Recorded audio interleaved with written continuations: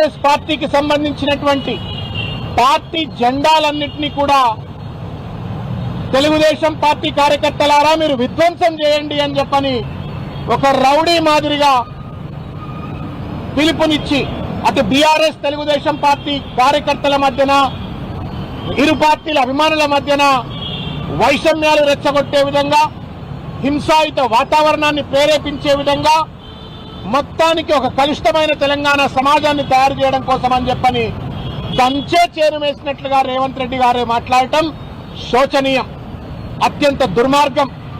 ఒక ముఖ్యమంత్రి ముఠా నాయకుడు లెక్క మాట్లాడటం బహుశా భారతదేశంలో ఏ ముఖ్యమంత్రి కూడా బహుశా మాట్లాడి ఉండకపోవచ్చు. కానీ దురదృష్టవశాత్తు రాహుల్ గాంధీ పుణ్యమా అని చెప్పని తెలంగాణ పాలిటి శాపంగా మారిన రేవంత్ రెడ్డి వాళ్ళ తన నోటు పైన అడ్డి అదుపు లేకుండా, కనీసం చట్టాల పట్ల గౌరవం లేకుండా తెలంగాణ తెచ్చిన తెలంగాణ జాతిపిత ముఖ్యమంత్రిని 100 మీటర్ల లోతు బాటు పెట్టాలట. తెలంగాణ కోసం పాటుపడ్డ బీఆర్ఎస్ పార్టీ దిమ్మెను కూల్చాలట. తెలంగాణకు ద్రోహం చేసినటువంటి, తెలంగాణకు గండిగొట్టినటువంటి 1200 మంది బిడ్డలు తెలంగాణ ఉద్యమకారులు అమరులు కావడానికి కారకులైనటువంటి ఒక తెలుగుదేశం పార్టీ ఇక్కడ బతకాలా, బట్టగట్టాలా, వాళ్ళ పార్టీ ఉండాలా, వాళ్ళ పార్టీ దిమ్మలుండాలా. బీఆర్ఎస్ పార్టీ ఉండొద్దు, 100 మీటర్ల బొంద పెట్టాలా. దాని నాయకుడైన కేసీఆర్ గారు బట్టగట్టొద్దు, 100 మీటర్ల లోతులో బొంద పెట్టాలా. ఇది మనుషులు మాట్లాడే భాషేనా? రాక్షసులు మాట్లాడే భాష? రాజ్యాంగం మీద గౌరవం ఉన్న కనీస నాగరికత తెలిసిన వ్యక్తి మాట్లాడే మాట అని చెప్పని వాళ్ళ తెలంగాణ సమాజాన్ని మేము ప్రశ్నిస్తా ఉన్నాం. ఈ విషయం పైన పోలీసు వారు నిష్పక్షపాతంగా తప్పు ఎవరిదైనా తప్పే, the rule has to be applied equally to for everybody. అది ముఖ్యమంత్రి అయినా లేకపోతే సెక్రటేరియట్ లో చెప్రాస్ అయినా తప్పనిసరిగా చట్టం సమానంగా అప్లై కావాలా. ఇవాళ డీజీపీ గారికి మేము రిప్రజెంటేషన్ ఇచ్చినాం. పెద్దలు గౌరవనీయులు ముఠా గోపాల్ గారు, ముషీరాబాద్ శాసనసభ్యులైన ముఠా గోపాల్ గారి యొక్క నాయకత్వంలో డీజీపీ గారికి మేము వినతి పత్రం ఇచ్చాం. నిష్పక్షపాతంగా, నిర్దోషంగా సమాజంలో అశాంతి రెచ్చగొట్టే విధంగా, 2 రాజకీయ పార్టీల మధ్యన వైషమ్యాలు రెచ్చగొట్టి సమాజంలో హింసాయుత వాతావరణాన్ని రెచ్చగొట్టే విధంగా మాట్లాడిన రేవంత్ రెడ్డి పైన సుమోటో కేసులు పెట్టాలని చెప్పని, ఈ రేవంత్ రెడ్డి వ్యాఖ్యలను ప్రచారం చేసినటువంటి ఒక సామాజిక మాధ్యమాలపైన, మీడియా మాధ్యమాలపైన తగు కేసులు పెట్టాలా అని చెప్పని డీజీపీ గారికి విజ్ఞప్తి చేస్తూ మేము ఈ వినతి పత్రం ఇవ్వటమైంది. మేము అడుగుతా ఉన్నాం, తెలంగాణ సమాజాన్ని కూడా దయచేసి లోతుగా ఆలోచించాలని చెప్పని నేను కోరుతా ఉన్నాను. తెలంగాణ కోసం ప్రాణత్యాగానికి సిద్ధపడ్డ కేసీఆర్ 100 మీటర్ల లోతులో బొందబెట్టబడాలా? తెలంగాణ రాష్ట్రం కోసమే పుట్టి అష్టకష్టాలు పడి తెలంగాణ సాధించుకు వచ్చిన పార్టీ 100 మీటర్ల లోతులో బొందలో ఉండాలా? తెలుగుదేశం పార్టీ బతకాలని కాంగ్రెస్ పార్టీ ముఖ్యమంత్రి ఎట్లంటుండో ఒక్కసారి దయచేసి అర్థం చేసుకోవాలా. ఈ రాజకీయ వ్యభిచారం ఏందని చెప్పని కూడా ఇవాళ రేవంత్ రెడ్డిని గల్లాబట్టి నిలదీయాల్సిన అవసరం ఉందని చెప్పని నేను తెలంగాణ సమాజానికి నేను విజ్ఞప్తి చేస్తా ఉన్నాను. మొన్నటికి మొన్న జిహెచ్ఎంసీ డీలిమిటేషన్ జరిగినటువంటి ఒక సందర్భంలో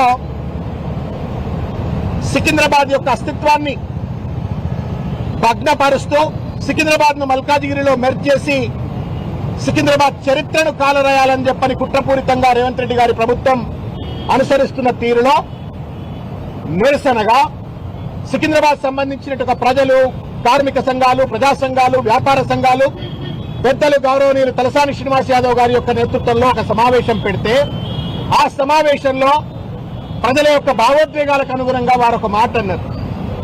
సికింద్రాబాద్ ను ఒకవేళ ముక్కలు చేయాలని ప్రయత్నం చేస్తే, అస్తిత్వాన్ని రూపుమాపాలని ప్రయత్నం చేస్తే, బిడ్డ రేవంత్ రెడ్డి నువ్వు కూడా ముక్కలైపోతావని చెప్పని ఆయన ఒక మాట అన్నాడు.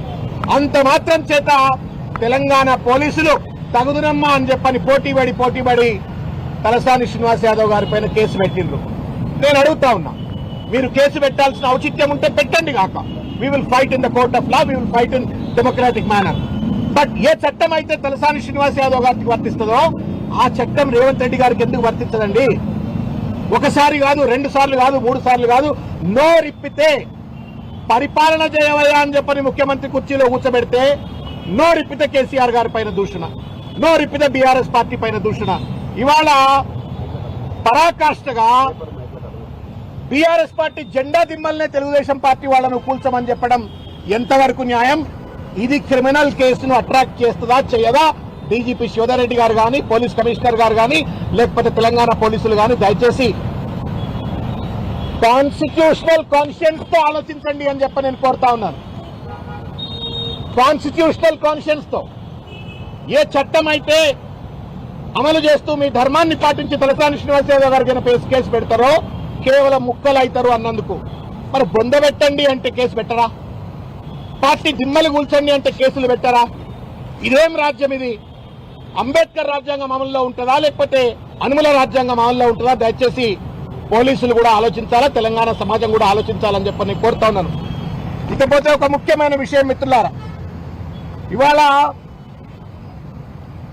అధికార మదంతో కన్ను మిన్ను కానకుండా దుర్భాషనే అధికారిక భాషకంగా, బూతు భాషనే సాధికారిక భాష అయిపోయింది, రాజ్యాంగ భాష అయిపోయింది. రేవంత్ రెడ్డి గారికి ఇష్టం వచ్చినట్టు మాట్లాడుతూ ఉన్నారు. నేను అడుగుతా ఉన్నాను రేవంత్ రెడ్డి గారిని, అసలు తెలుగుదేశం పార్టీ మీద నీకు ప్రేమ ఏందండి? పెద్దలు ఇక్కడ ఉన్నారు, వారు హైదరాబాద్ కు తెలుగుదేశం పార్టీ ఉమ్మడి ఆంధ్రప్రదేశ్లోనో గ్రేటర్ హైదరాబాద్ కు అధ్యక్షులుగా పనిచేసిండ్రు. నువ్వేం చేస్తావు తెలుగుదేశం పార్టీని? ఇవాళ ఎన్టీ రామారావు మీద ప్రేమ ఏంది నీది? చంద్రబాబు నాయుడుకు నీకు ఒకవేళ గనక సయోధ్య ఉన్నట్టయితే ఆయన పట్ల నువ్వు లాయల్టీ చూపెట్టవలసిన అవసరం ఉంది, మీ పాత యజమాని అనుకున్నట్టయితే మీరు చూపెట్టండి, మాకేం అభ్యంతరం లేదు. In democracy anybody can like anybody. కానీ ఇవాళ ఒక ప్రజాస్వామ్యబద్ధంగా ఏర్పడినటువంటి ఒక రాజకీయ పార్టీ యొక్క దిమ్మెలను తెలంగాణ ద్రోహులైనటువంటి తెలుగుదేశం పార్టీతో కూల్చివేయండి అని చెప్పని పిలుపునిచ్చేటువంటి ఔచిత్యం నీకు ఎక్కడది రేవంత్ రెడ్డి? నువ్వే కదా తెలుగుదేశం పార్టీని బొందబెట్టింది. ఏమంటా ఉన్నాడు? తెలంగాణ రాష్ట్రంలో తెలుగుదేశం ఉండొద్దని కక్షగట్టి ఆ పార్టీ నాయకత్వాన్ని దెబ్బతీసిన చంద్రశేఖర్ రావును బీఆర్ఎస్ ను సమూలంగా 100 మీటర్ల గోతి తీసి పాతి పెట్టినప్పుడే బీఆర్ఎస్ వాళ్ళు అప్పుడే తారక రామారావు గారికి నిజమైన నివాళి అంటున్నారు. రేవంత్ రెడ్డి, నువ్వు పిల్లి కళ్ళు మూసుకొని పాలు దాగి ఎవరికి అర్థం కాదనుకోవచ్చు, కానీ ప్రజలకు విఘ్నత ఉంది, చైతన్యం ఉంది. తెలుగుదేశం పార్టీని తెలంగాణలో బొందబెట్టిందే నువ్వు రేవంత్ రెడ్డి. నీ దుందుడుకు చర్యలతో, నీ అపరిపక్వ రాజకీయంతో, నీ అతి తెలివితో ప్రజలెన్నుకున్నటువంటి ప్రజాస్వామ్యబద్దమైనటువంటి తెలంగాణ ఉద్యమ నేపథ్యంలో వచ్చినటువంటి టీఆర్ఎస్ ప్రభుత్వాన్ని కూల్చడం కోసం కుట్రపూరితంగా నువ్వు ఎప్పుడైతే ఓటుకు నోటు కేసు నువ్వు ముందుకు పట్టుకొచ్చినావో, ఆ కుట్రలో చంద్రబాబు నాయుడు గారిని నువ్వు భాగస్వాములు చేసినావో, అప్పుడే తెలుగుదేశం పార్టీ విధ్వంసానికి బీజం పడ్డది రేవంత్ రెడ్డి. నీ దుందుడుకు వల్లనే, నీ యొక్క అనాలోచిత నిర్ణయం వల్లనే, నీ కక్కుర్తిబడ్డ అగుడుబడ్డ రాజకీయం వల్లనే ఇది జరిగింది.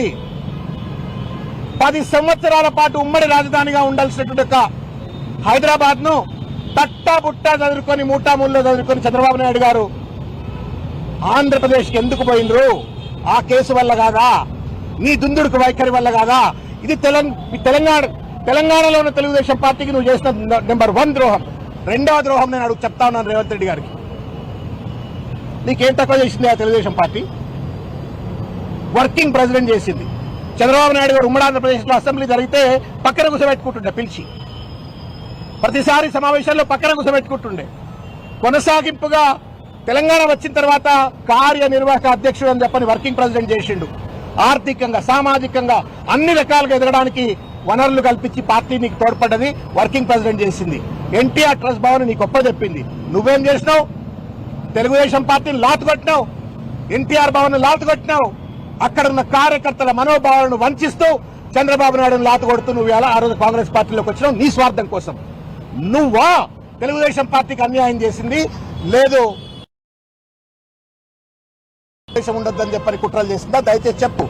నీ కుట్ర వల్ల, నీ కుతంత్రం వల్ల, నీ చిల్లర రాజకీయంతో, నీ అవడబడ్డ కక్కుర్తి రాజకీయంతో తెలుగుదేశం నష్టపోతే ఆ బురద కేసీఆర్ గారికి బీఆర్ఎస్ పార్టీకి అంటగట్టి నువ్వేదో ఉద్ధరిస్తున్నట్టు, ఎన్టీ రామారావుకు నిజమైన నివాళులు ఇస్తున్నట్టు, చంద్రబాబు నాయుడుకు నువ్వు ఏం చేసుకుంటా చేసుకోబాయి, నువ్వు ఆయనకు బానిసగా ఉంటే ఉండు, లేకపోతే నువ్వేమన్నా ఉండు, కానీ ప్రజలకు అర్థమవుతుంది కదా నువ్వు తెలుగుదేశం పార్టీకి చేసిన అన్యాయం.